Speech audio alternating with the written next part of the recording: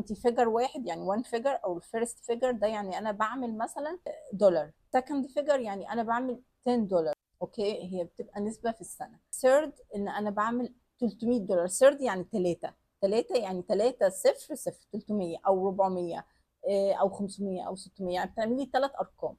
فورس يعني بعمل اربع ارقام، بعمل 1000 2000، يعني 1000 يعني 1 0 0 0، اللي هو فور بعمل اربع ارقام. فيفث يعني بعمل خمس ارقام، ممكن تكون 5000 5000 6000 7000 8000، يعني لازم يكون الارقام اللي انا بعملها خمسه. ستة يعني مليون، يعني مليون مليونيرة او بتعملي مليون. ان انا بزنس وومن، ان انا واحدة ناجحة. ما بدأتش اي حاجة، بس زي ما قلت لك من اول ما تاخدي القلم كده من وقتها انت بزنس وومن. انا محتاجاكي تعيشي وتفكري وتحسي وتتخيلي ان انت بزنس وومن صاحبة ملايين.